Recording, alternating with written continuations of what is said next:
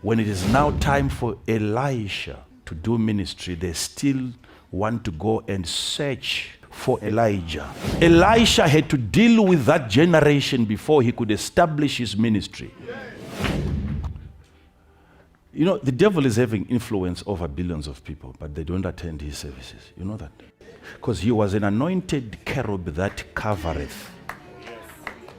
So he spreads his influence over the citizenry. So he's not there to invite them to say, come and distribute flyers, in order for him to be able to do a census of his membership. No. Wherever you are, stay at home, but you are my follower. That's how he operates. That's how he runs ministry. Yeah, powerful. That's how he runs ministry. So imagine how many billions are Satanists. And they won't believe that they are Satanists because they don't remember attending any ritual.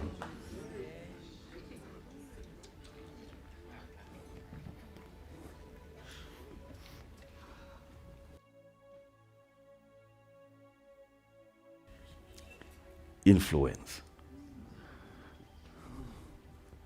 Influence. So before you heal, you have to be healed.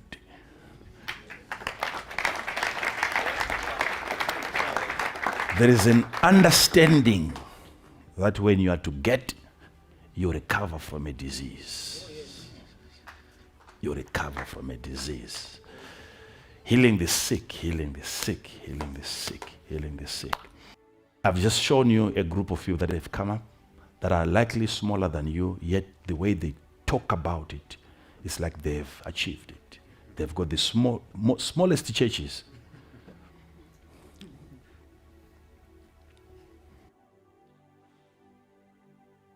You are busy crying.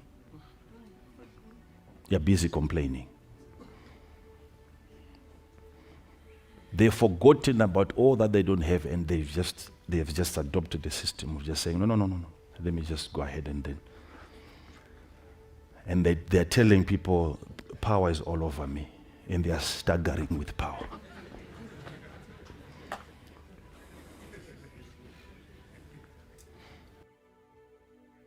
So I've been very, very, very concerned, doing also my research and wanting to understand what God used to do, what he is doing now, and seeing that what he's doing now is greater than what he used to do before, because there's always a movement from glory to glory, from faith to faith. And I still keep hearing people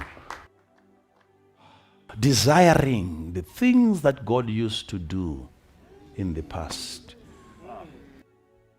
Great men of God are being cited every time, and it's happening in our presence.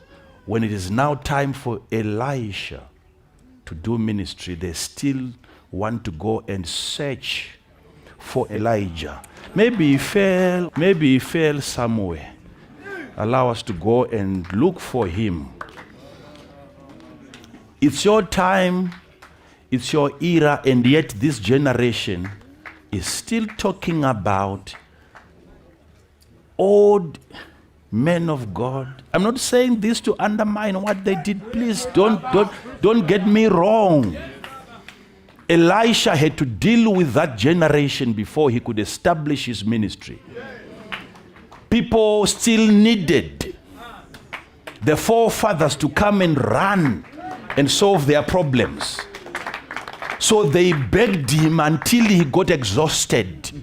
They wearied Elisha during his early stage in ministry. And when they had urged him till he was ashamed. He was ashamed. He allowed them to go. Go and search for the men of God that you want. That's okay. That's okay for now. That's okay for now. That's okay. And when I say this, some people feel like I'm saying they didn't have the power. No, they had the power. They had the power. But I've noticed also as a prophet that most of what these people say about those men of God, most of it is a lie. They exaggerate things.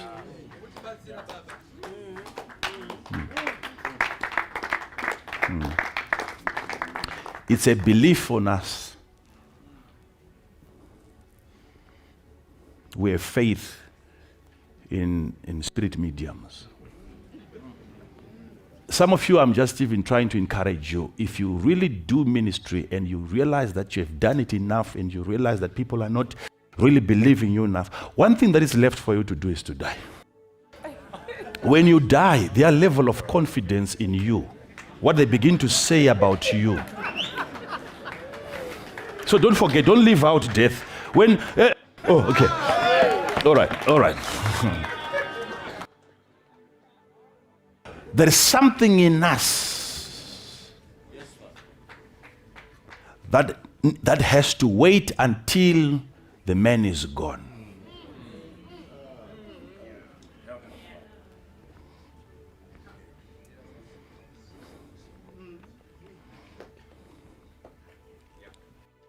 I grew up being told that there was a woman. The power was so much. And that when she gets to church and so on, they had to leave most of the chairs empty because she could not get close to people. And so you watch the videos, there are people sitting there.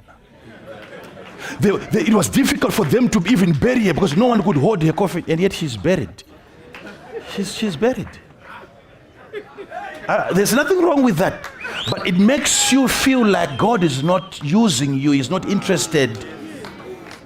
That's the danger now.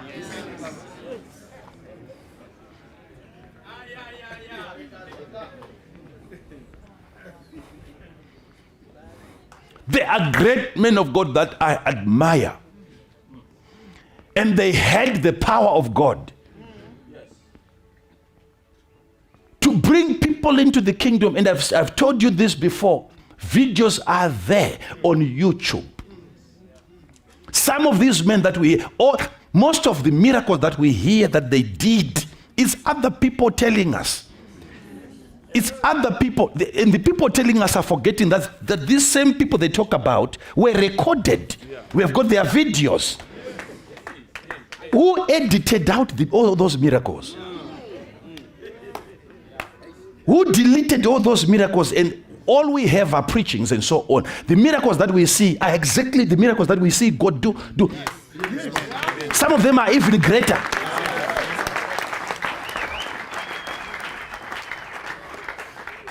You might actually come across certain videos of those same men of God that they are talking about. Those men of God not doing the miracle, also talking about what they did elsewhere.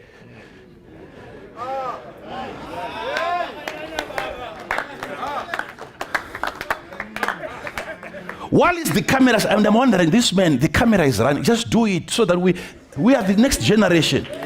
He's telling you what he did when he was invited somewhere.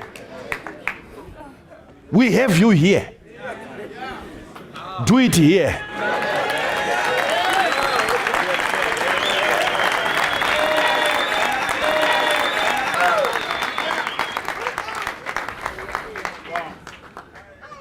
Most of it is an exaggeration.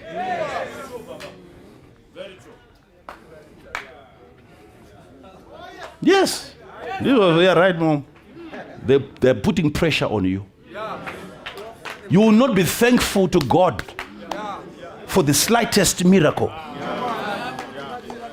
And yet God is with you. Just as He was with your forefathers, He is with you.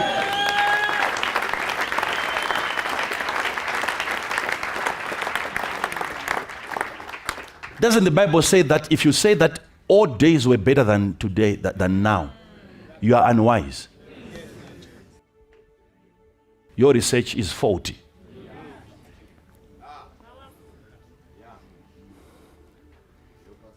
Because the glory of this latter house has to be more glorious. Say not thou, what is the cause that the former days were better than these? For thou dost not inquire wisely concerning this. It's not a wise inquiry concerning this matter. But how many people are praying for God to bring back the Azusa revival?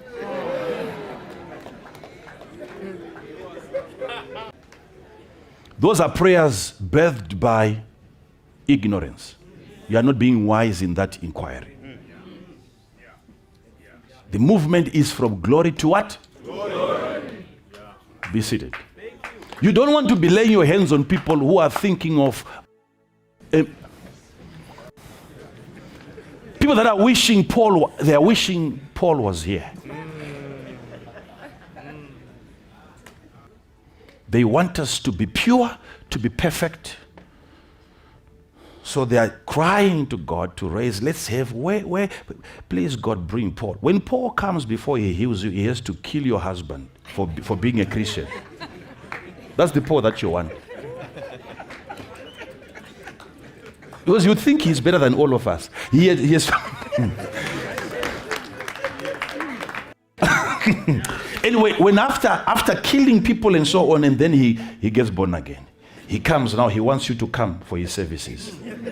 Right. That's the Paul that you want. And he's open enough to tell you, you know what? I've got a thorn in my flesh. He declares publicly a condition that he's not recovering from.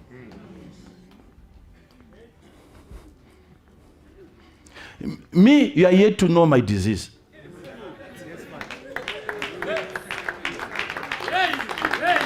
You are yet to know my disease, and yet there is a man who has told you in the Bible that he is moving around with a thorn. There's a thorn somewhere.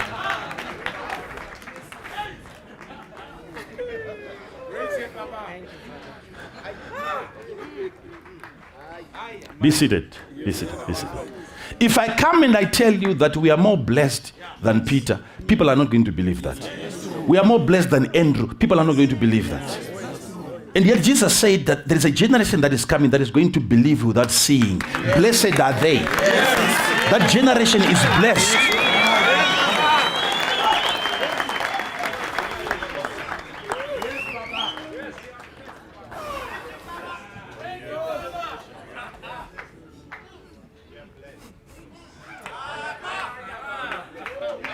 I don't know what was wrong with their media crew. They would always switch off cameras. We hear of men of God that would float in the air and they would preach for hours. And that's the one sermon that they deleted.